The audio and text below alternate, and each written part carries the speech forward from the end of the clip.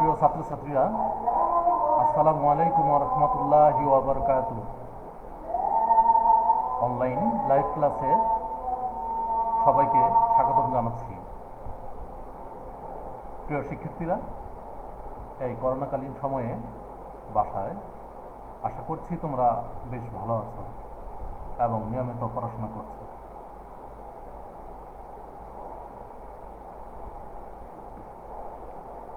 শিক্ষক পরিচিতি, আমার পরিচিতি, আমার নাম মোহাম্মদ নাহিদ মিয়া, প্রভাষক, দর্শন বিভাগ, নারায়ণগঞ্জ কলেজ, নারায়ণগঞ্জ।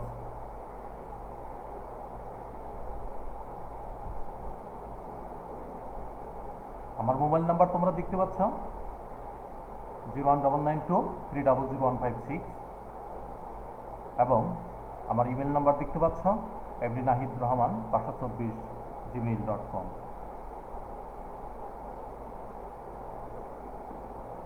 পাঠ পরিচিতি, শ্রেণী একাদশ ও দ্বাদশ তোমাদের উভয় শ্রেণীর জন্য প্রযোজ্য। আজ পড়াবো আমি যুক্তিবিদ্যা প্রথম পত্র সপ্তম অধ্যায়। আজ তোমাদের পড়াবো যুক্তিবিদ্যা প্রথম পত্র সপ্তম অধ্যায়। আজকের পাঠ কারণ ও শর্ত এবং কারণের বৈশিষ্ট্য। কারণ ও শর্ত এবং কারণের বৈশিষ্ট্য।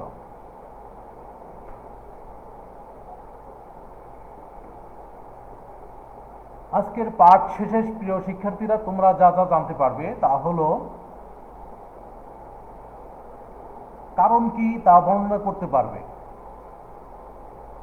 শর্ত কি তা বর্ণনা করতে পারবে, কারণ ও শর্তের সম্পর্ক ও পার্থক্য বর্ণনা করতে পারবে, কারণের বৈশিষ্ট্যসমূহ বর্ণনা করতে পারবে। তাহলে আমরা এখন মূল আলোচ্য বিষয়ে ফিরে যাই। আমরা প্রথমে জানব কারণ সম্পর্কে। কারণ কি? প্রিয় শিক্ষার্থীরা, ইতিমধ্যে আমাদের সিলেবাস শেষ হয়েছে যখন কলেজ খোলা ছিল। যেহেতু করোনা ভাইরাসের কারণে দীর্ঘদিন কলেজ বন্ধ। যা হোক, তোমরা আশা করছি যদি একটু বিশ্লেষণ করি, ব্যাখ্যা করি, তাহলে সহজে তোমরা আশা করি বুঝতে পারবে। কারণ হলো কোনো কার্যের পূর্ববর্তী অপরিবর্তনীয় শর্তহীন ঘটনা। কারণই কার্যকে সংগঠিত করে। কারণই কার্যকে সংগঠিত করে। অর্থাৎ পৃথিবীতে প্রত্যেকটি কাজের অথবা প্রত্যেকটি কার্যের এক একটি কারণ আছে। অর্থাৎ কারণ ছাড়া কোনো কার্য সংগঠিত হতে পারে না। কার্যকারণ নিয়ম আরোহের আকারগত ভিত্তি হিসেবে মৌলিক পূর্ব অনুমান হিসেবে স্বীকৃত। এ বিধির মূল কথা হলো প্রকৃতির প্রত্যেকটি ঘটনাই কার্যকারণ শৃঙ্খলে বাঁধা। জগতের প্রত্যেকটি পূর্ববর্তী ঘটনা পরবর্তী ঘটনার সাথে এমনভাবে সম্পর্কযুক্ত যে পূর্বের ঘটনাটি ঘটলেই কেবল পরের ঘটনাটি ঘটে, আর পূর্বের ঘটনা না ঘটলে পরের ঘটনাটি ঘটে না। অর্থাৎ বিনা কারণে কোনো ঘটনা ঘটে না। যেমন আমরা বলতে পারি দ্রব্যমূল্যের ঊর্ধ্বগতি, জনসংখ্যা বিস্ফোরণ, তারপর ঘূর্ণিঝড়, ঝড়ের তাণ্ডব লীলা, চন্দ্রগ্রহণ, সূর্যগ্রহণ, নৈতিকতা ও মূল্যবোধের অবক্ষয়, রাজনৈতিক অস্থিতিশীলতা ইত্যাদি। এগুলো সকল ঘটনারই এক একটি কি আছে? কারণ রয়েছে। এক একটি কারণ রয়েছে। এই কারণ সম্পর্কে বিভিন্ন যুক্তিবিদ বিভিন্ন ধরনের সংজ্ঞা দিয়েছেন, বৈজ্ঞানিক সংজ্ঞা দিয়েছেন। আর তা হলো, যুক্তিবিদ মিলের মতে কোনো ঘটনার কারণ হলো ওই ঘটনার পূর্ববর্তী ঘটনা বা ঘটনাসমূহের যোগফল, যাকে ওই ঘটনাটি অপরিবর্তনীয় শর্ত নিরপেক্ষভাবে অনুসরণ করে। যুক্তিবিদ বেইনের মতে কারণ হলো কার্য সংঘটিত হওয়ার পূর্ববর্তী শর্তসমূহ ও সংশ্লিষ্ট অবস্থাগুলির সমষ্টি। যুক্তিবিদ কার্বেট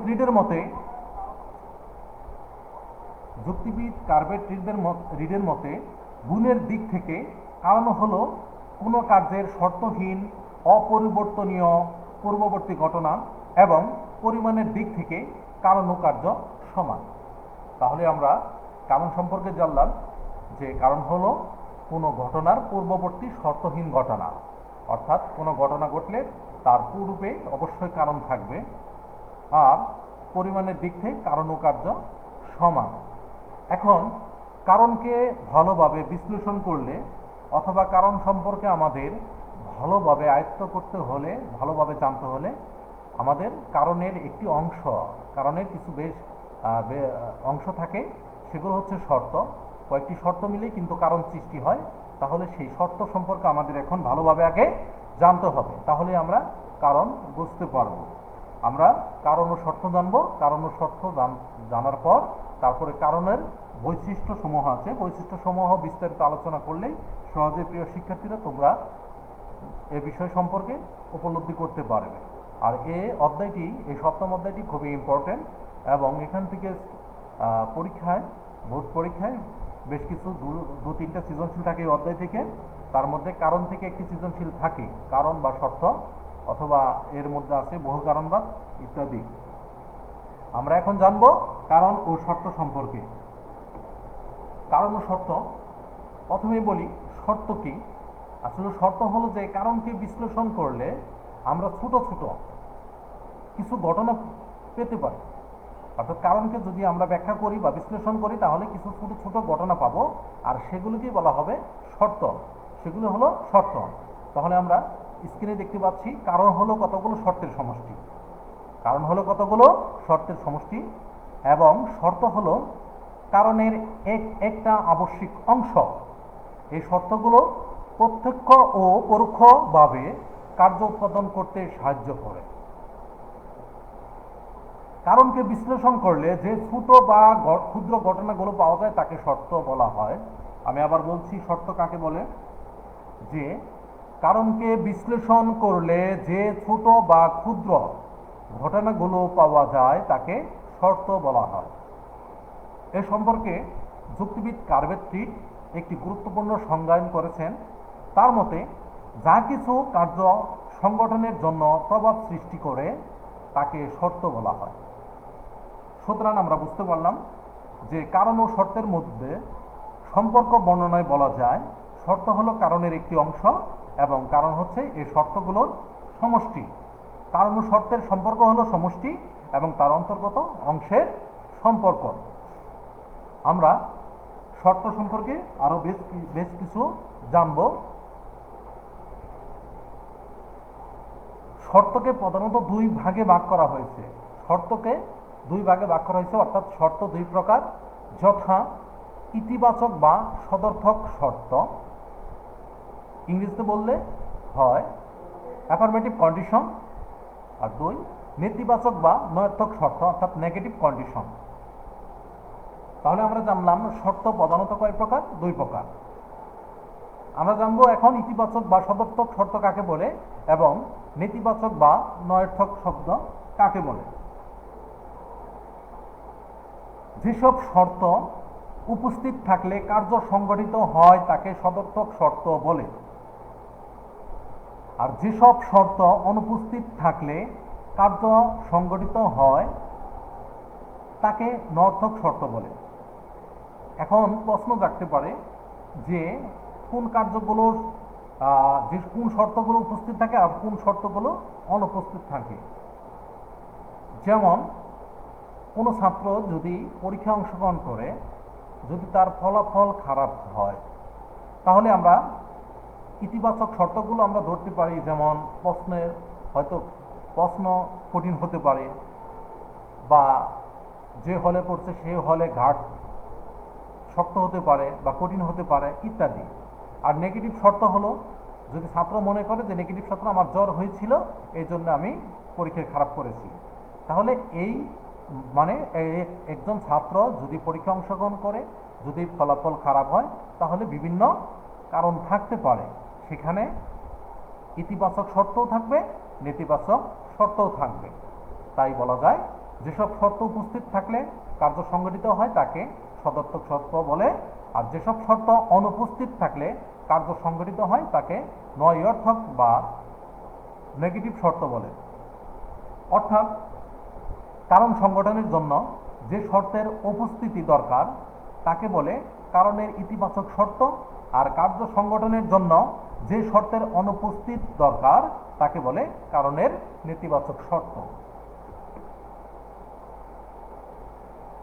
যেমন একটি উদাহরণের মাধ্যমে আমরা যদি বিশ্লেষণ করি তাহলে বিষয়টি আরো ক্লিয়ার হবে। স্ক্রিনে দেখতে পাচ্ছ প্রিয় শিক্ষার্থীরা, তোমরা ভালো করে বুঝো। যেমন নৌকা ডুবি হয়ে একজনের মৃত্যু হলো, নৌকা ডুবে গেল, একজন মারা গেল। এখানে লোকটির মৃত্যুর কারণ হলো তার পানিতে ডুবা। তাহলে কারণটা কি? সে পানিতে ডুবছে, এটাই কিন্তু মৃত্যু তার কারণ। এখন পানিতে ডুবার কারণের ইতিবাচক শর্ত হলো, যেমন কিছু ইতিবাচক শর্ত, যেমন পানির গভীরতা, নৌকা উল্টে যাওয়া, স্রোতের প্রবণতা। যেমন যেখানে নৌকাটি ডুবে গেল সেখানে হয়তো পানির গভীরতা বেশি, নৌকা উল্টে গেছে, স্রোতের প্রবণতা, স্রোত অনেক বেশি ছিল ইত্যাদি। আর লোকটির মৃত্যুর জন্য এই শর্ত উপস্থিত একান্তভাবে প্রয়োজন, এই শর্তগুলো একান্তভাবে প্রয়োজন। আর লোকটির পানিতে ডুবার নেতিবাচক শর্ত হলো যে তার লাইফ জ্যাকেটের অভাব ছিল, কোনো সাহায্যকারী ব্যক্তির অনুপস্থিত, সাঁতার না জানা ইত্যাদি। লোকটির মৃত্যুর জন্য এই শর্তগুলো অনুপস্থিত দরকার। অর্থাৎ তাহলে আমরা বুঝতে পারলাম যে একটি উদাহরণের মাধ্যমে যদি নৌকা ডুবে যায়, যদি কারো মৃত্যু হয়, তাহলে ইতিবাচক শর্তগুলো হবে যেমন পানির গভীরতা, নৌকা উল্টে যাওয়া, স্রোতের প্রবণতা, তারপরে জোরে জোরে বাতাস বহা ইত্যাদি। আর লোকটির মৃত্যুর জন্য নেতিবাচক শর্ত হবে যে লাইফ জ্যাকেটের অভাব, কোনো সাহায্যকারী ব্যক্তি ছিল না, তিনি সাঁতার জানে না ইত্যাদি এগুলো। তাই এ সম্পর্কে যুক্তিবিদ মিল কারণ ও শর্তের সমন্বয় সাধন করে কারণের সংজ্ঞা দিয়ে বলেন, কারণ হলো ইতিবাচক ও নেতিবাচক সব শর্তের সমাহার।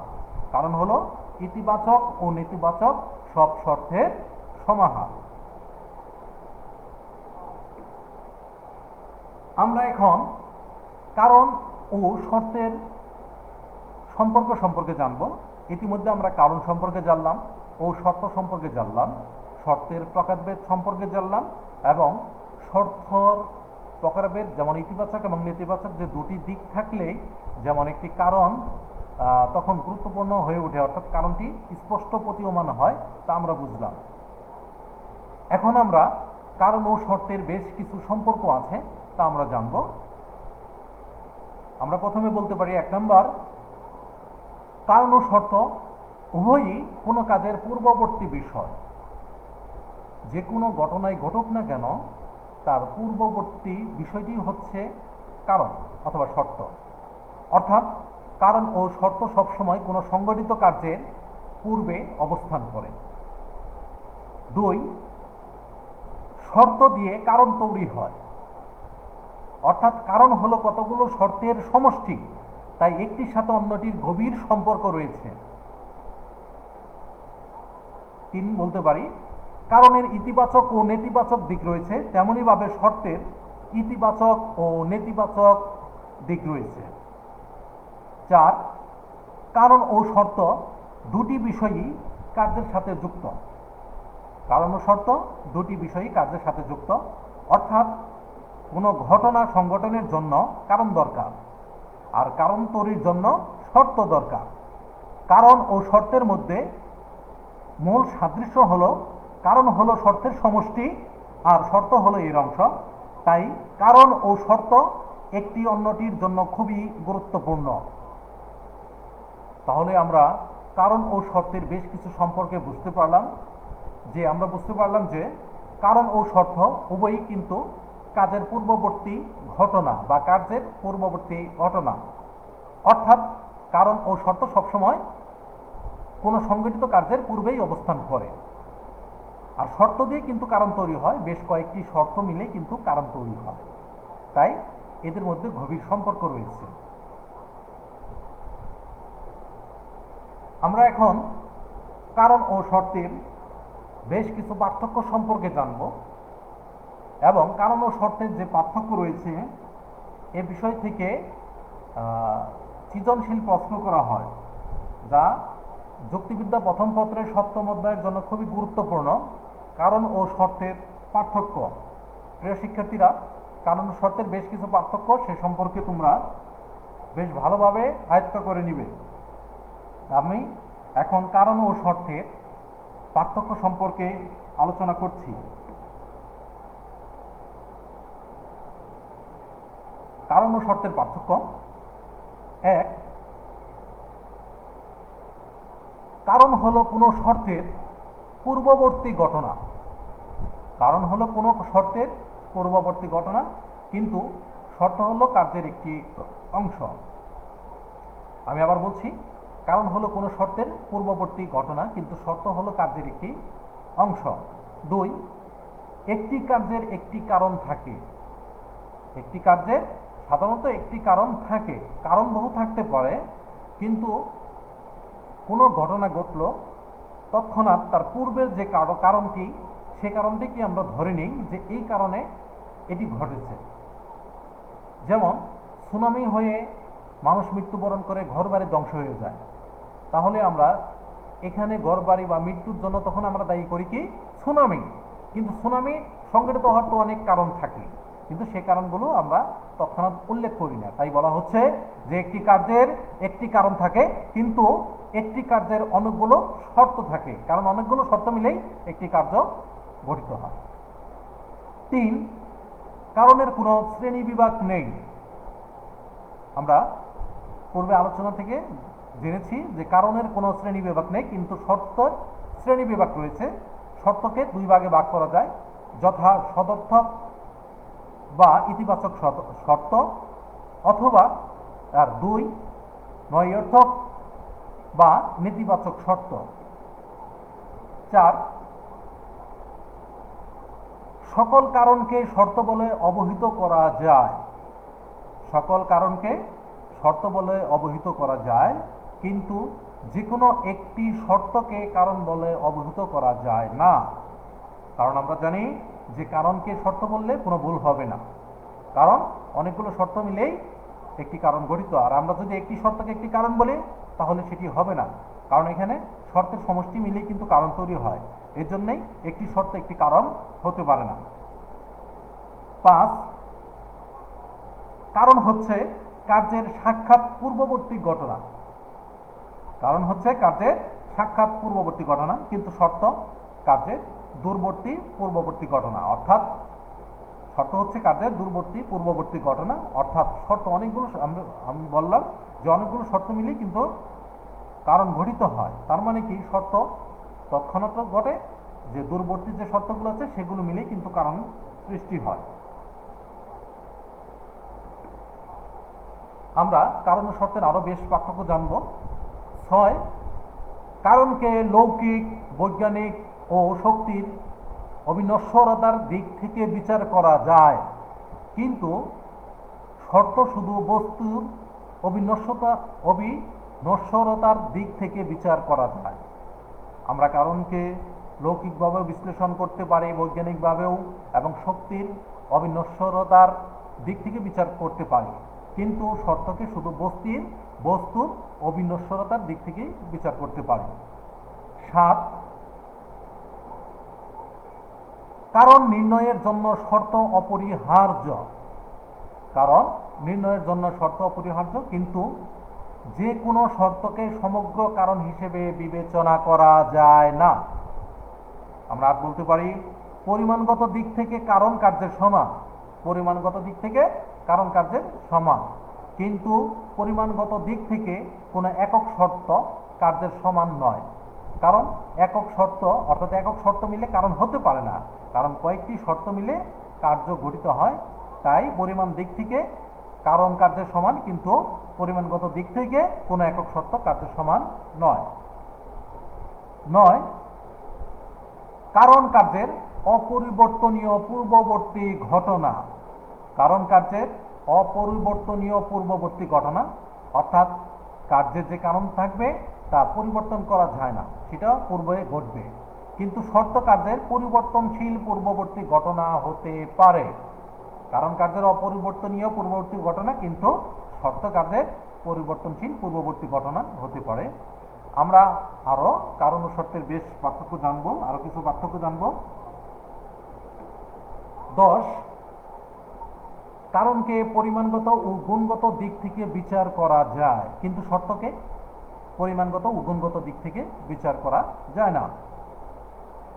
11, শর্ত ছাড়া কারণ হতে পারে না। শর্ত ছাড়া কারণ হতে পারে না, কিন্তু কারণ শর্ত গঠন করতে পারে না। শর্ত কারণ গঠন করে, কয়েকটি শর্ত মিলে কারণ গঠিত হতে পারে, কিন্তু কারণ কোনো শর্ত গঠন করতে পারে না। 12, একটা কার্যের একটা কারণ থাকতে পারে। একটা কার্যের একটা কারণ থাকতে পারে, কিন্তু একটা কার্য সংগঠনে একাধিক শর্ত থাকতে পারে। 13, কারণ হলো কার্য সংগঠনের সাথে সংশ্লিষ্ট ঘটনাবলীর সমষ্টি, কিন্তু শর্ত হলো কার্য সংগঠনের সাথে সংশ্লিষ্ট যে কোনো ঘটনা। আমরা বেশ কিছু কারণ ও শর্তের পার্থক্য জানলাম। কারণ ও শর্তের মধ্যে বেশ কিছু পার্থক্য থাকলেও এর মধ্যে যে গভীর সম্পর্ক রয়েছে কারণ ও শর্তের মধ্যে, সে শর্ত অপরিহার্য।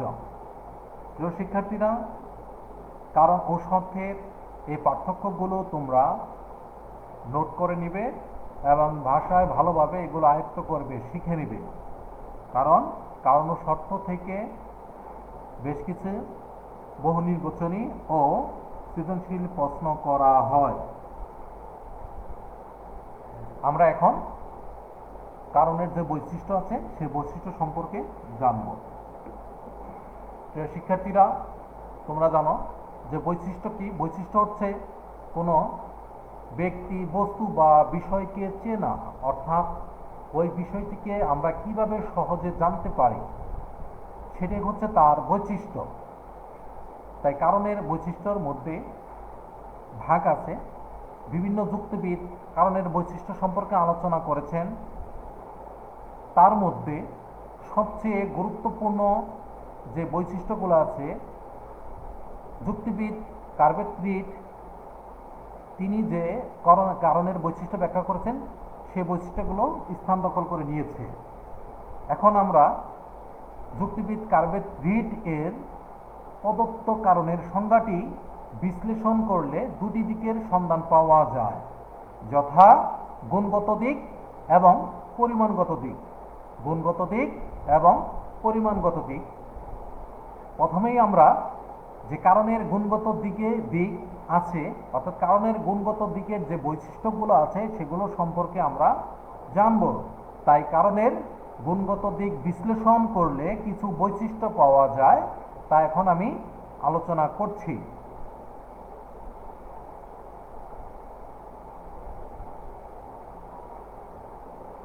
প্রিয় শিক্ষার্থীরা, তোমরা লক্ষ্য করো, 1, কোনো কার্যের কারণ একটি ঘটনা। কোনো কার্যের কারণ একটি ঘটনা।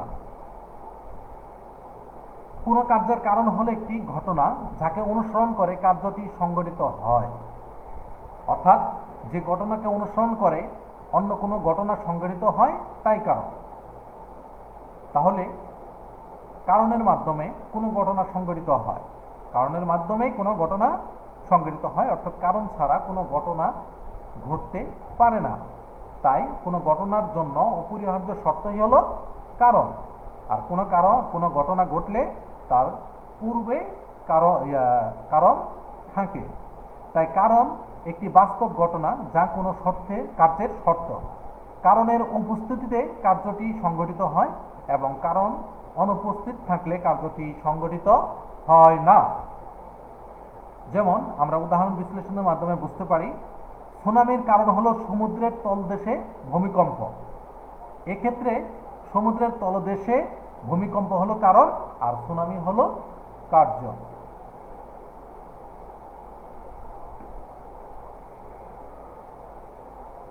2, কারণ হলো বাস্তব ঘটনা। 2, কারণ হলো বাস্তব ঘটনা। কারণ যুক্তিসঙ্গত এবং বাস্তব ঘটনা। কোনো অতিপ্রাকৃত, কাল্পনিক ও অলৌকিক বিষয়কে কারণ বলা যায় না। কারণ কি তা আমরা বাস্তব এবং যুক্তির মাধ্যমে প্রমাণ করতে পারি। যেমন প্রিয় শিক্ষার্থীরা লক্ষ্য করো, একটি উদাহরণ এখানে স্ক্রিনে আমরা দেখতে পাচ্ছি। যেমন ভূমিকম্পের কারণ হিসেবে যদি উপকথা অথবা লৌকিক কথা থেকে বলা হয়, আমরা শুনে থাকি যে পৃথিবী একটি বিশাল ষাঁড়ের শিংয়ের উপর দাঁড়ানো আছে এবং ষাঁড়টি মাথা নাড়ালে ভূমিকম্প হয়, তাহলে কারণটি হবে কাল্পনিক ও অতিপ্রাকৃত, অলৌকিক। এর কোনো বৈজ্ঞানিক মূল্য নেই, এর কোনো ভিত্তি নেই, এর কোনো প্রকারই মূল্য হতে পারে না। আর ভূমিকম্পের প্রকৃত কারণ হল ভূ অভ্যন্তরে চলনশীল টেকটোনিক প্লেটগুলোর পরস্পর সংঘর্ষ। এই কারণটি বাস্তব এবং যৌক্তিক।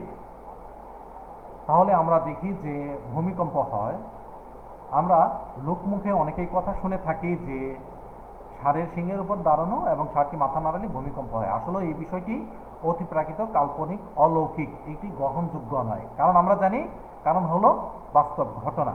তাই যদি ভূমিকম্প হয় তাহলে আমরা জানি যে ভূ অভ্যন্তরে চলনশীল টেকটোনিক প্লেটগুলোর পরস্পর সংঘর্ষ যদি ঘটে তাহলেই ভূমিকম্প হয়। তাই বলা যাচ্ছে কারণ কোনো কাল্পনিক, অলৌকিক, অতিপ্রাকৃত ঘটনা নয়, কারণ হলো বাস্তব ঘটনা।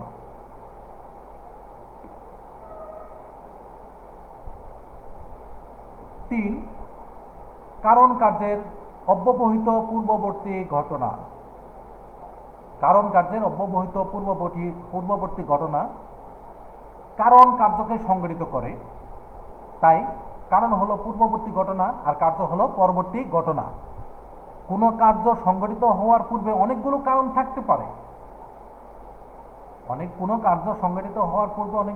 থাকতে পারে। তবে কার্যের অব্যবহিত আগের ঘটনাটি হবে কারণ।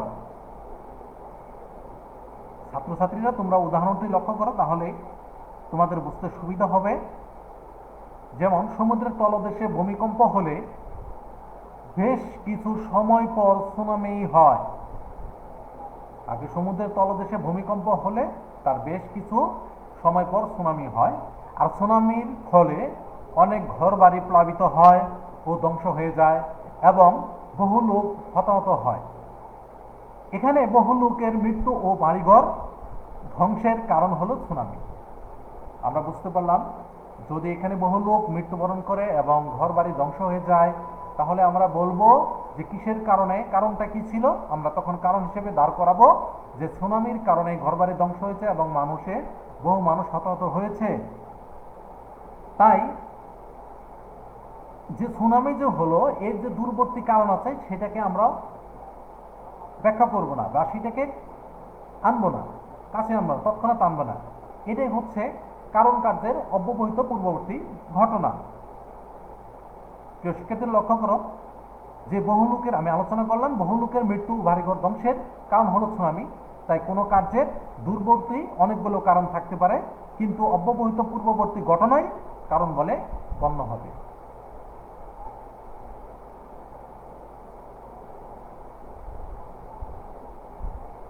এখন আমরা আরো বেশ কিছু কারণের বৈশিষ্ট্য সম্পর্কে জানব। 4 কারণ ও কার্য পরস্পর সাপেক্ষ। প্রিয় শিক্ষার্থীরা, আমরা ইতিমধ্যেই তোমরা শিখেছ যে সাপেক্ষ পদ কি তা তোমরা জানো।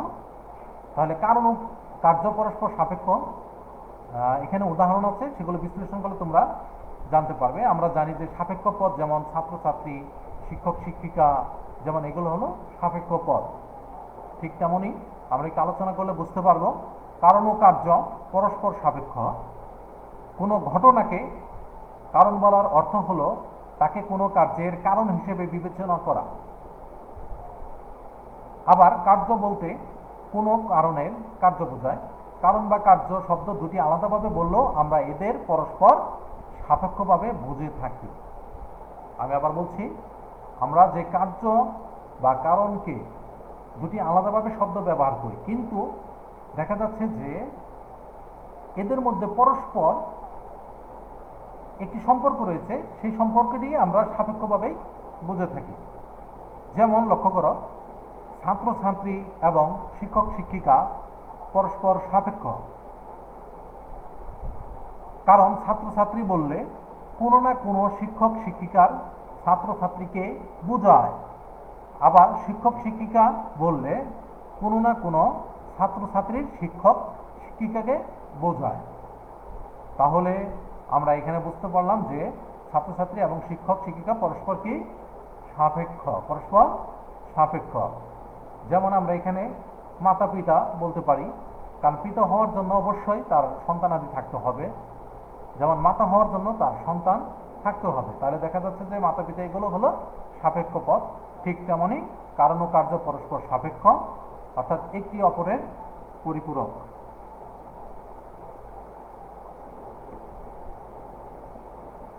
আমরা 5 নম্বর কারণের বৈশিষ্ট্য সম্পর্কে জানব। কারণ কার্যের কালিক পূর্ববর্তী ঘটনা। বিষয়টি খুবই গুরুত্বপূর্ণ যে কারণ কার্যের কালিক পূর্ববর্তী ঘটনা কি তা আলোচনা করছি। সময়ের দিক থেকে বিচার করলে কারণ আগে আসে এবং কার্য পরে আসে। সময়ের দিক থেকে বিচার করলে কারণ আগে আসে এবং কার্য পরে আসে। কোনো কার্যের ঠিক আগের কারণকে অনুসন্ধান করা হয়, কার্যের পরে না। অর্থাৎ যে কোনো কার্যের ঠিক আগের কারণকেই অনুসন্ধান করা হয়, কার্যের পরে নয়। আবার কারণের পরে কার্যকে অনুসন্ধান করা হয়, পূর্বে নয়। তাই কারণ সব সময় আগে থাকে, আর কার্য থাকে কারণের পরে। যেমন বন্যায় ফসলের ক্ষতি হয়, এখানে বন্যা হলো কারণ আর ফসলের ক্ষতি হলো কার্য।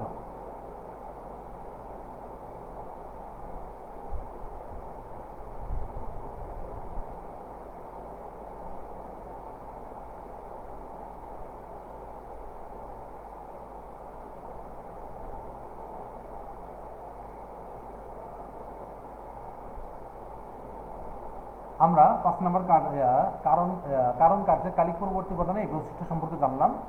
এখন আমরা জানব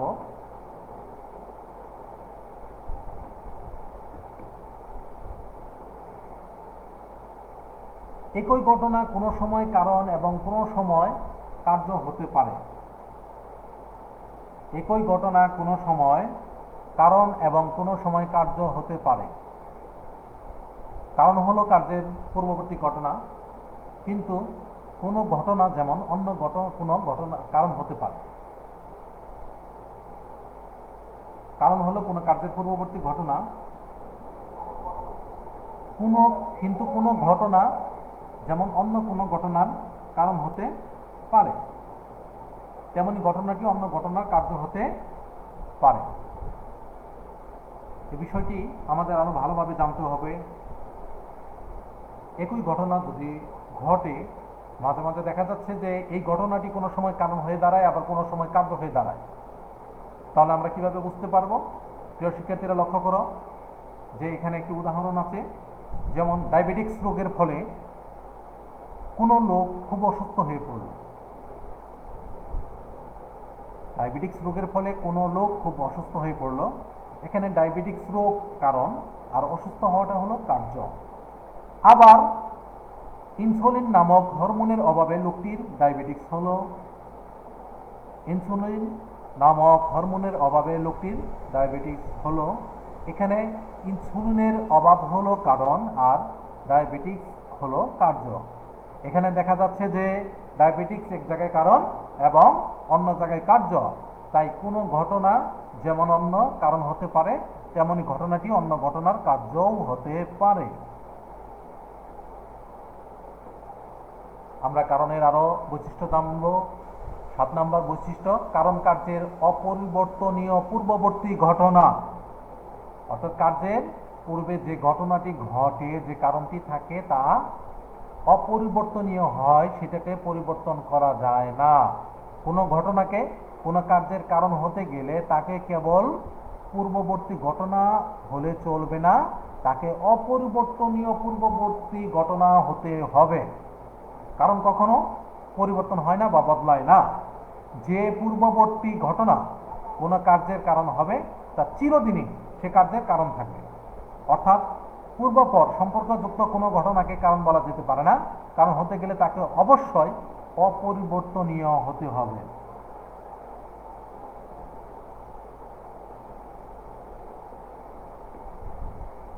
আমরা কারণের বৈশিষ্ট্য 8 নম্বর বৈশিষ্ট্য জানব। কারণ হলো কার্যের শর্তহীন পূর্ববর্তী ঘটনা। কারণ কার্যের অপরিবর্তনীয় পূর্ববর্তী ঘটনা আমরা জানলাম। অর্থাৎ কারণ কার্যের শর্তহীন পূর্ববর্তী ঘটনা সম্পর্কে জানব। কোনো কার্যের কারণ হতে গেলে তাকে শর্তহীন পূর্ববর্তী ঘটনা হতে হয়। কারণ যদি শর্তহীন পরবর্তী ঘটনা হয়, কেবল অপরিবর্তনীয় পূর্ববর্তী ঘটনা হয়, তাহলে দিন রাতের কারণ এবং রাত দিনের কারণ হয়, কিন্তু তাতে সহকার্যকে কারণ হিসেবে গ্রহণ করার যুক্তি দোষ ঘটে। তাই এখানে যুক্তিবিদ মিল একটি গুরুত্বপূর্ণ কথা বলেছেন, কারণ কেবল অপরিবর্তনীয় পূর্ববর্তী ঘটনা নয়, শর্তহীনও বটে। অর্থাৎ কারণকে পূর্ববর্তী প্লাস শর্তহীন ঘটনা হতে হবে। এই কারণে দিন ও রাতের এক অপরের অপরিবর্তনীয় পূর্ববর্তী হলেও এরা শর্তের অধীন। কারণ পৃথিবীর দিন রাত্রি সংঘটিত হয় আহ্নিক গতির ফলে, এজন্য দিন রাত্রিকে শর্ত সাপেক্ষে ঘটনা বলা হয়। তাহলে আমরা বুঝতে পারলাম যে কারণ কার্যের শর্তহীন পূর্ববর্তী ঘটনা।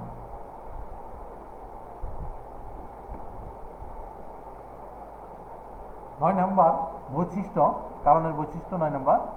কারণ হলো কার্যের পূর্ববর্তী সদর্থক ও নৈয়র্থক ঘটনাবলীর সমষ্টি। সদর্থক শর্ত হলো এমন শর্ত যে শর্তের উপস্থিতিতে কার্য সংঘটিত হয়, এবং নর্থক শর্ত হলো সেই শর্ত যার অনুপস্থিতির ফলে কার্য সংঘটিত হয়।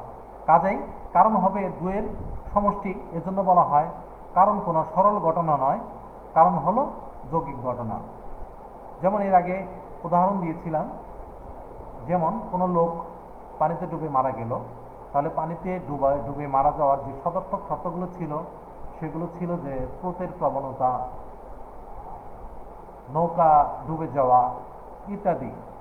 আর নেতিবাচক শর্ত ছিল সাঁতার না জানা, লাইফ জ্যাকেট না থাকা, সেখানে উদ্ধারকারী কোনো লোক না থাকা ইত্যাদি এগুলো। তাই আমরা বলতে পারি কারণ হলো কার্যের পূর্ববর্তী সদর্থক ও নৈর্থক ঘটনাবলীর সমষ্টি।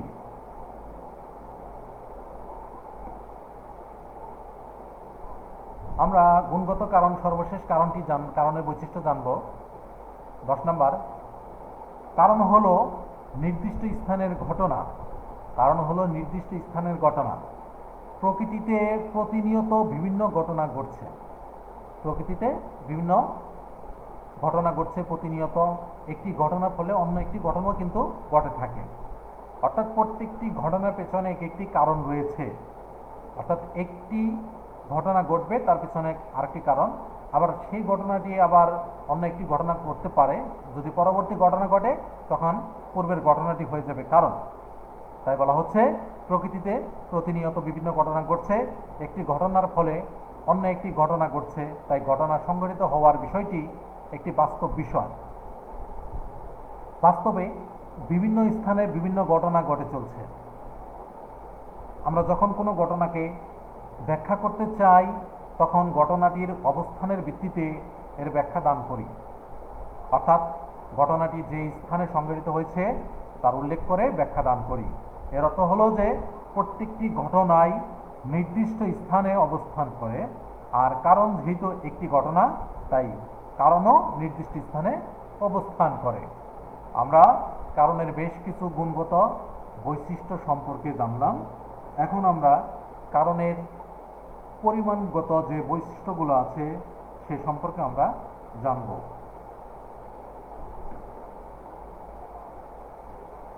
পরিমাণগত দিক থেকে কারণের বৈশিষ্ট্য, যুক্তিবিদ কার্বেট্রিজ পরিমাণের দিক থেকে কারণ কার্যকে সমান বলেছেন। যুক্তিবিদ কার্বেট্রিজ পরিমাণগত দিক থেকে কারণ কার্যকে সমান বলেছেন। অর্থাৎ কারণের মধ্যে যে পরিমাণ বস্তু ও শক্তি থাকবে কার্যের মধ্যেও সে পরিমাণ বস্তু ও শক্তি থাকবে। কারণ এবং কার্য উভয়টির পরিমাণ সমান। কারণ এবং কার্যের উভয়টি পরিমাণ সমান। আমি আবার বলছি যে যুক্তিবিদ কার্ভেটিট বলেন পরিমাণের দিক থেকে কার্য এবং কারণ সমান, এবং এ দুয়ের মধ্যে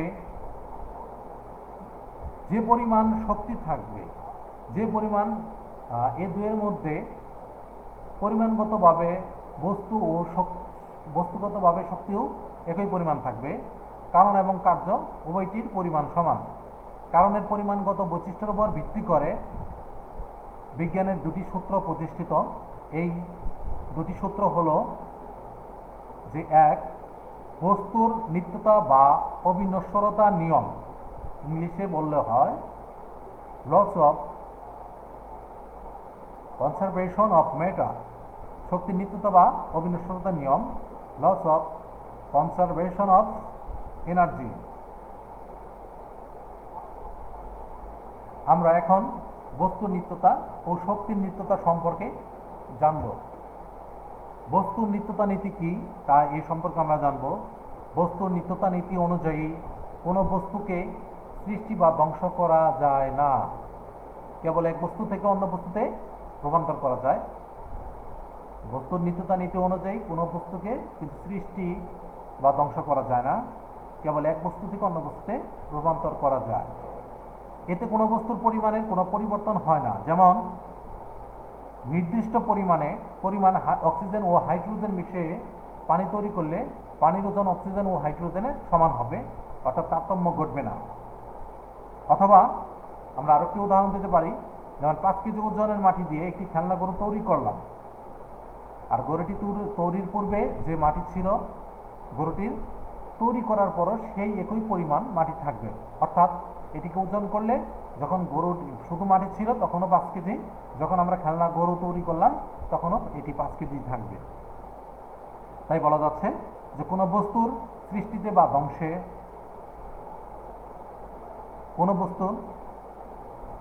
বা ধ্বংসে কেবল অবস্থার পরিবর্তন বা রূপান্তর হয়, বস্তুর পরিমাণের কোনো পরিবর্তন হয় না।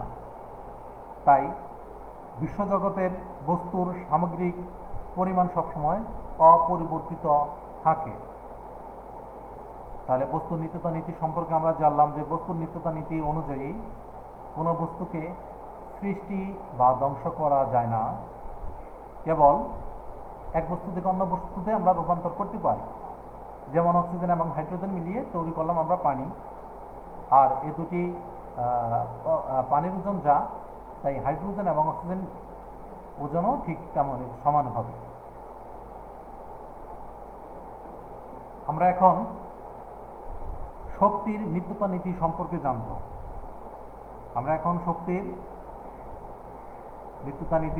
জানব।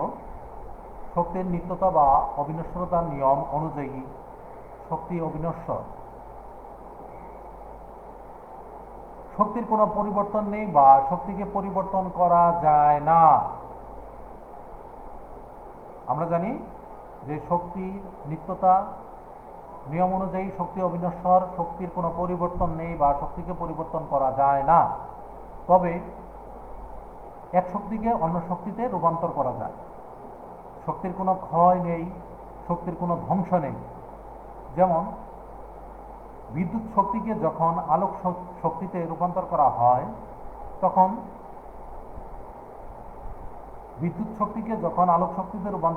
তখন তাপ পরিমাণের দিক থেকে একই থাকে।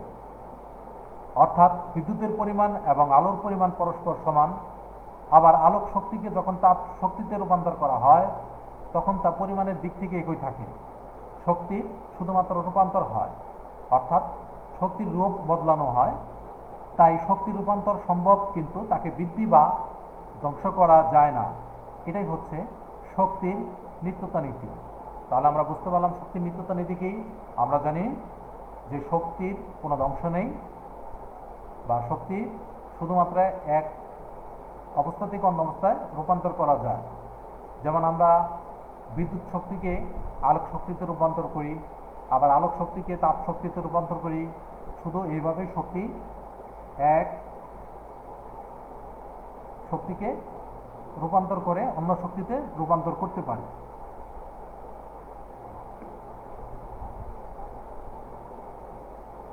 শক্তির নিত্যতা বা অবিনশ্বরতার নিয়ম অনুযায়ী বিশ্বের শক্তিসমূহ অবিনশ্বর, তাই এই বিষয়টি গুরুত্বপূর্ণ। পৃথিবীর প্রত্যেক বস্তুতেই শক্তি আছে, পৃথিবীর প্রত্যেক বস্তুতেই শক্তি আছে, শক্তিরও প্রকারভেদ আছে। যেমন শক্তির দুই প্রকার হতে পারে, যেমন চলমান শক্তি এবং সুপ্ত শক্তি। আমরা চলমান শক্তি এবং সুপ্ত শক্তি সম্পর্কে জানব। চলমান শক্তি কি? যে শক্তির জন্য বস্তু গতিপ্রাপ্ত হয়, বস্তু এক স্থান থেকে অন্য স্থানে চলমান থাকে, এবং যে শক্তি বস্তুতে ক্রিয়াশীল থাকে তাকে চলমান শক্তি বলে। অর্থাৎ যে শক্তির জন্য বস্তু গতিপ্রাপ্ত হয়, বস্তু এক স্থান থেকে অন্য স্থানে চলমান থাকে। যখন আমরা কোনো বাস বা ট্রাকে ডিজেল বা পেট্রোল এগুলো ব্যবহার করে ইঞ্জিনটি চালনা করা হয়, তখন যে শক্তি উৎপাদন করা হয় তখন বাসটি গতিশীল থাকে। তাহলে যেমন এই যে বিদ্যুৎ চলমান থাকার কারণে, এর গতি থাকার কারণে আমরা সরাসরি কি করতে পারছি, যেমন লাইভ ক্লাস নিতে পারছি, কম্পিউটার চালাতে পারছি, মোবাইল চালাতে পারছি ইত্যাদি। আর সুপ্ত শক্তি থাকে স্থির বস্তুতে। যে শক্তি কোনো বস্তুতে স্থির বা নিষ্ক্রিয় অবস্থায় থাকে তাকে সুপ্ত শক্তি বলে। চলমান শক্তি প্রকাশিত, আর সুপ্ত শক্তি হলো অন্তর্নিহিত। গতিশীল বস্তুর শক্তি হলো চলমান শক্তি, আর স্থির বস্তুর শক্তি হলো সুপ্ত শক্তি। চলমান শক্তি প্রকাশিত এবং সুপ্ত শক্তি স্থির হলেও এরা রূপান্তরযোগ্য। চলমান শক্তিকে সুপ্ত শক্তিতে এবং সুপ্ত শক্তিতে চলমান শক্তিতে রূপান্তর করা যায়। রূপান্তর করা হলেও পরিমাণের দিক থেকে শক্তি একই থাকে। যেমন আমরা গতিশীল, যেমন আমরা মোবাইল চার্জ দিই বা যেমন ব্যাটারি ব্যবহার করি, এই ব্যাটারি এই গতিশীল যেমন শক্তি একটি কি হয়, সুপ্ত শক্তিতে রূপান্তর থাকে ব্যাটারির মধ্যে। সেখান থেকেও কিন্তু আমরা ইচ্ছে করলে সেটা কি চলমান করতে পারি, তার সাহায্যে আমরা ব্যাটারি থেকে আলো, লাইট জ্বালিয়ে আলো পেতে পারি। বা এই দেখা যাচ্ছে যে আমাদের যে মোবাইলের ভিতরে ব্যাটারি থাকে, সুপ্ত শক্তি হিসেবে আমরা যখন মোবাইল চালিত করি তখন সেটা চলমান শক্তিতে রূপান্তর হয়। তাই দেখা যাচ্ছে যে শক্তির নিত্যতা বা অবিনশ্বরতার নিয়ম অনুযায়ী শক্তি দুই ধরনের হতে পারে, যেমন চলমান শক্তি, সুপ্ত শক্তি। আর এগুলো হলো কার্যকারণের অন্যতম একটি অংশ এবং আলোচ্য বিষয়। এই বিষয় সম্পর্কে প্রিয় শিক্ষার্থীরা তোমাদের ভালোভাবে আয়ত্ত করতে হবে এবং জানতে হবে।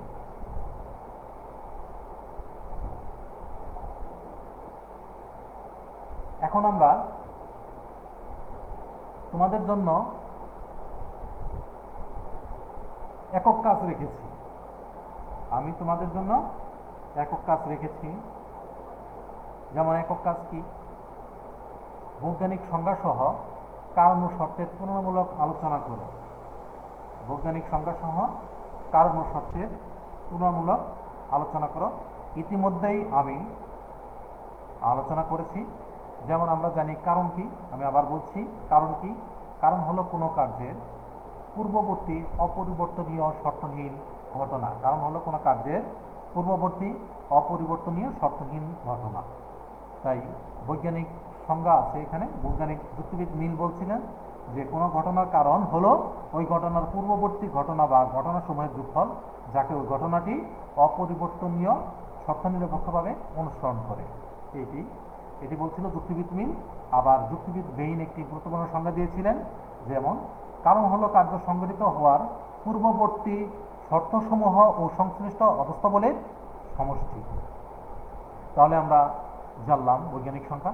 তাহলে আমরা শর্ত কি, সে শর্ত সম্পর্কে আমরা জানি যে কারণকে বিশ্লেষণ করলে যে ছোট বা ক্ষুদ্র ঘটনাগুলো পাওয়া যায় তাকেই শর্ত বলা হয়। আর শর্ত সম্পর্কেও বৈজ্ঞানিক একটি সংজ্ঞা আছে। যুক্তিবিদ কার্বেট্রিক বলেছিলেন, তার মতে যা কিছু কার্য সংগঠনের জন্য প্রভাব সৃষ্টি করে তাকেই শর্ত বলে। আমি আবার বলছি, যা কিছু কার্য সংগঠনের জন্য প্রভাব সৃষ্টি করে তাকে শর্ত বলা হয়। তাহলে আমরা একক কাজ রেখেছি তোমাদের জন্য। এখন আমরা জানবো জোড়ায় জোড়ায় কাজ তোমরা একত্র হলে কি কি, যেমন শর্তের প্রকারভেদ নিরূপণ করতে পারো, আলোচনা করতে পারো। কারণ আমরা জানি যে ইতিমধ্যে আলোচনা করছি শর্ত দুই প্রকার, যথা ইতিবাচক শর্ত বা সদর্থক শর্ত, দুই নেতিবাচক শর্ত বা নৈর্থক শর্ত। অর্থাৎ একটি অ্যাফার্মেটিভ আর একটি নেগেটিভ। আমরা জানি যে সদর্থক শর্ত কি, যে শর্ত উপস্থিত থাকলে কার্য সংঘটিত হয় তাকে সদর্থক শর্ত বলে, আর যে শর্ত অনুপস্থিত থাকলে কার্য সংঘটিত হয় তাকে নয়র্থক শর্ত বলে। তার মানে শর্ত দুই প্রকার, যেমন সদর্থক এবং নয়র্থক, আর এই দুটির উপস্থিত বা অনুপস্থিতির মাধ্যমেই একটি ঘটনা ঘটে বা কারণ বিদ্যমান হয়। আমি তোমাদের জন্য দলীয় কাজ রেখেছি, কারণের বৈশিষ্ট্যগুলো উল্লেখ করে একটি প্রতিবেদন তৈরি করো। ধরো এখানে কারণের বৈশিষ্ট্যগুলো উল্লেখ করে একটি প্রতিবেদনটি লেখাটি আসেনি এখানে, অর্থাৎ কারণের বৈশিষ্ট্যগুলো উল্লেখ করো। কারণে তোমরা বৈশিষ্ট্যগুলো উল্লেখ করবে। কারণ সম্পর্কে আমরা বেশ কিছু বৈশিষ্ট্য সম্পর্কে ইতিমধ্যে জেনেছি। যেমন কারণের বেশ কিছু বৈশিষ্ট্য আমরা জানি যে কারণ হলো একটি বাস্তব ঘটনা, কারণ হলো কোনো কার্যের একটি ঘটনা, কারণ কার্যের অব্যবহিত পূর্ববর্তী ঘটনা। তারপর আমরা আরও কারণের বৈশিষ্ট্য জেনেছি, যেমন কারণ ও কার্য পরস্পর সাপেক্ষ। তারপর জেনেছি যে একই ঘটনা কোনো সময় কারণ আবার কোনো সময় কার্য হতে পারে। আরও জেনেছি কারণ কার্যের কালিক পূর্ববর্তী ঘটনা, কারণ কার্যের অপরিবর্তনীয় পূর্ববর্তী ঘটনা। আরও জেনেছি কারণ কার্যের শর্তহীন পূর্ববর্তী ঘটনা, কারণ কার্যের পূর্ববর্তী সদর্থক ও নয়র্থক ঘটনাবলী সমষ্টি। আবার জেনেছি কারণ হলো নির্দিষ্ট কোনো স্থানের ঘটনা। আমরা এটি জেনেছি গুণগত দিক থেকে। আবার পরিমাণগত দিক থেকেও আমরা জেনেছি যে পরিমাণগত দিক থেকে কারণকে বিশ্লেষণ করলে আমরা বস্তুর নিত্যতা নীতি পাই, শক্তির নিত্যতা নীতি সম্পর্কে আমরা জানতে পারি। তাই কারণের বৈশিষ্ট্য বহু নির্বাচনী এবং সৃজনশীল প্রশ্নের জন্য বেশ গুরুত্বপূর্ণ। উন্মুক্ত প্রশ্ন যুক্তি রেখেছি তোমাদের জন্য, 10টি উন্মুক্ত প্রশ্ন যুক্তি রেখেছি। তা হলো, যেমন প্রথমে কারণ কি, তাহলে যদি কারণ আসে কারণ কি, তাহলে আমরা বুঝতে পারবো কারণ হলো কোনো কার্যের পূর্ববর্তী অপরিবর্তনীয় শর্তহীন ঘটনা। ওকে, তাহলে কারণ কি? কারণ হলো কোনো কার্যের পূর্ববর্তী অপরিবর্তনীয় শর্তহীন ঘটনা, অর্থাৎ কারণেই কার্যকে সংঘটিত করে। তাহলে আমরা কারণ সম্পর্কে জানলাম। তাহলে 2 নম্বর প্রশ্ন আমরা জানতে পারি শর্ত কি। তাহলে শর্ত হলো কারণকে বিশ্লেষণ করলে যে ক্ষুদ্র বা ছোট ছোট ঘটনাগুলো পাওয়া যায় তাই হচ্ছে শর্ত। তাহলে 3 নম্বর প্রশ্ন আমরা আলোচনা করলে পাই যে শর্ত কত প্রকার ও কি কি। তাহলে শর্ত 2 প্রকার, যথা সদর্থক শর্ত এবং নয়র্থক শর্ত। তা শর্ত বিশ্লেষণ করলে আমরা দুটি পাই, যেমন সদর্থক শর্ত এবং নয়র্থক শর্ত। আচ্ছা, এখানে রেখেছি যে যুক্তিবিদ মিলের মতে কারণ কি। আমি এর আগে আলোচনা করেছি যুক্তিবিদ মিলের মতে কারণ কি। যেমন যুক্তিবিদ মিল বলেছিলেন যে কোনো ঘটনার কারণ হলো ওই ঘটনার পূর্ববর্তী ঘটনা বা ঘটনাসমূহের যোগফল, যাকে ওই ঘটনাটি অপরিবর্তনীয় শর্ত নিরপেক্ষভাবে অনুসরণ করে, এটাই। আর যুক্তিবিদ বেইনের মতে তোমরা এগুলো মুখস্থ করে নেবে, যে বৈজ্ঞানিক সংখ্যাগুলো আছে, তাহলে সুবিধা হবে। যুক্তিবিদ বেইনের মতে কারণ হলো কার্য সংঘটিত হওয়ার পূর্ববর্তী শর্তসমূহ ও সংশ্লিষ্ট অবস্থাগুলির সমষ্টি। তাহলে আমরা যুক্তিবিদ মিল এবং যুক্তিবিদ বেইনের বৈজ্ঞানিক সংজ্ঞা জানলাম। 6 নম্বর প্রশ্ন, গুণগত দিক থেকে কারণের কয়েকটি বৈশিষ্ট্য লিখো। তাহলে গুণগত দিক থেকে কারণের বৈশিষ্ট্য ইতিমধ্যে আলোচনা করেছি, সেগুলো তোমরা এই ভিডিওগুলো দেখে নিবে এবং বাসায় খাতা তোমরা সরাসরি কাগজে কলমে এগুলো নোট করে নিবে। তারপর 7 নম্বর প্রশ্ন, বস্তুর নিত্যতা নীতি বলতে কি বুঝো, আলোচনা করেছি কি বস্তুর নিত্যতা নীতি। প্রিয় শিক্ষার্থীরা, তোমরা জানো যে বস্তুর নিত্যতা নীতি অনুযায়ী কোনো বস্তুকে সৃষ্টি বা ধ্বংস করা যায় না। আমরা শুধুমাত্র যে এই বস্তুর নিত্যতা অনুযায়ী কোনো বস্তুকে এক বস্তুকে অন্য বস্তুতে রূপান্তর করতে পারে। তাই যদি এই রূপান্তর করি তাহলে এই বস্তুর পরিমাণে কোনো পরিবর্তন ঘটবে না। যেমন এর আগে আলোচনা করলাম, যে উদাহরণ দিয়েছিলাম, যেমন অক্সিজেন এবং হাইড্রোজেন মিলে কিন্তু পানি তৈরি হয়। এখন অক্সিজেন এবং হাইড্রোজেনের আলাদা আলাদাভাবে পরিমাণ যা থাকে, যখন একত্রে করা হয়, যখন পানি উৎপাদন হয়, তখন পরিমাণটাও ঠিক একই পরিমাণ থাকে। তাই দেখা যাচ্ছে যে বস্তুর নিত্যতা নীতি অনুযায়ী কোনো বস্তুকে সৃষ্টি বা ধ্বংস করা যায় না, কেবল এক বস্তু থেকে অন্য বস্তুতে রূপান্তর করা যায়। তারপর শক্তির নিত্যতা নীতি বলতে কি বুঝো এটাও আলোচনা করেছি। যেমন শক্তির নিত্যতা বা অবিনশ্বরতার নিয়ম অনুযায়ী শক্তি অবিনশ্বর, শক্তির কোনো ধ্বংস নেই, শক্তির কোনো পরিবর্তন নেই। তবে শক্তিকে এক শক্তি থেকে অন্য শক্তিতে রূপান্তর করা যায়। যেমন আমরা বিদ্যুৎ শক্তিকে আলোক শক্তিতে রূপান্তর করি, আর আলোক শক্তিকে তাপ শক্তিতে রূপান্তর করি ইত্যাদি। এভাবে আমরা চলমান শক্তি সম্পর্কে জানবো। 9 নম্বর, চলমান শক্তি সম্পর্কে আমরা জেনেছি যে শক্তির জন্য বস্তু গতিপ্রাপ্ত হয়, বস্তু এক স্থান থেকে অন্য স্থানে চলমান থাকে তাকে বলা হয় চলমান শক্তি। আর সুপ্ত শক্তিকে, যে সুপ্ত শক্তি থাকে স্থির বস্তুতে, যে শক্তি কোনো বস্তুতে বা কোনো বস্তুতে স্থির বা নিষ্ক্রিয় অবস্থা থাকে তাকে সুপ্ত শক্তি বলা হয়। প্রিয় শিক্ষার্থীরা, আমরা কারণ, শর্ত, শর্ত কত প্রকার কি কি, তারপরে শর্ত এবং কারণের বৈজ্ঞানিক সংজ্ঞা, গুণগত দিক থেকে কারণের কয়েকটি বৈশিষ্ট্য, পরিমাণগত দিক থেকে কারণের কয়েকটি বৈশিষ্ট্য, বস্তুর নিত্যতা নীতি, শক্তির নিত্যতা নীতি, চলমান শক্তি, সুপ্ত শক্তি ইত্যাদি সম্পর্কে আমরা জানলাম। আর এগুলো তোমাদের পরীক্ষার জন্য এগুলো অপরিহার্য। বাড়ি কাজ রেখে আসছি তোমাদের জন্য উদাহরণ সহ কারণ ও শর্ত পরে আসবে। অর্থাৎ বাড়ি কাজ তোমরা বাসায়, বাড়ি কাজটা হলো যে মূল উদ্দেশ্য হলো যে বাসায় বসে বসে তোমরা যা আলোচনা করা হলো, আজকের পাঠে যা পড়ানো হলো সে বিষয় সম্পর্কে তোমরা গভীর মনোযোগ দিয়ে এই ভিডিওগুলো, এই লেখাগুলো পড়বে এবং আমার কথাগুলো শুনবে এবং এগুলো খাতার মধ্যে নোট করে নেবে। তারপর তোমরা এগুলো মনোযোগ সহকারে পড়বে। আশা করি তোমরা উপকৃত হবে। তাহলে উদাহরণ সহ কারণ ও শর্ত তোমরা পড়বে। এখন আগামী দিনের আলোচ্য বিষয় রেখেছি বহু কারণবাদ। এটি একটি গুরুত্বপূর্ণ বিষয়। এটি এই যুক্তিবিদ্যা প্রথম পত্রের 7ম অধ্যায়ের একটি আলোচ্য বিষয়, বহু কারণবাদ। অর্থাৎ আমরা শুধু আজকে জানলাম একটি কার্যের একটি কারণ থাকে, কিন্তু দেখা যাচ্ছে যে একটি কারণের অনেকগুলো কারণও থাকতে পারে, আর সেটি হচ্ছে বহু কারণবাদ। সেটি হচ্ছে বহু কারণবাদ। এর সপক্ষেও অনেক যুক্তি রয়েছে, এর বৈশিষ্ট্য রয়েছে। আমরা পরবর্তী ক্লাসে এই বহু কারণবাদ সম্পর্কে আলোচনা করব। আশা করি প্রিয় শিক্ষার্থীরা তোমরা উপকৃত হবে এবং তোমরা এই বিষয় সম্পর্কে জানতে পারবে। সর্বশেষ আজকের মতো বিদায় নিচ্ছি। তোমরা সকলেই ভালো থাকো। আমি তোমাদের জন্য, সবার জন্য দোয়া করি। তোমরা সকলে আমাদের জন্য দোয়া করবে। আমরা যারা শিক্ষক বড় আছি সবাইকে, সবাই সবার জন্য আমরা দোয়া করব। সবাই তোমরা দোয়া করবে। আর যারা বাসায় আছো তোমাদের হাতে বেশ যথেষ্ট সময় রয়েছে, আর এই যথেষ্ট সময়ে তোমরা অযথা সময় নষ্ট না করে তোমরা গভীরভাবে পাঠদান করবে, মনোযোগ সহকারে পড়াশোনা করবে। কারণ তোমরা হচ্ছে জাতির ভবিষ্যৎ, শিক্ষায় জাতির মেরুদণ্ড।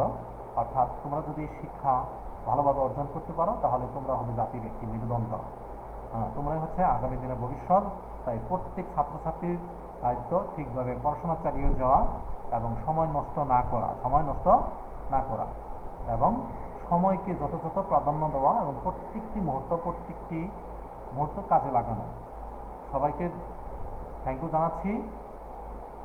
আসসালামু আলাইকুম ওয়া রাহমাতুল্লাহি ওয়া বারাকাতুহু।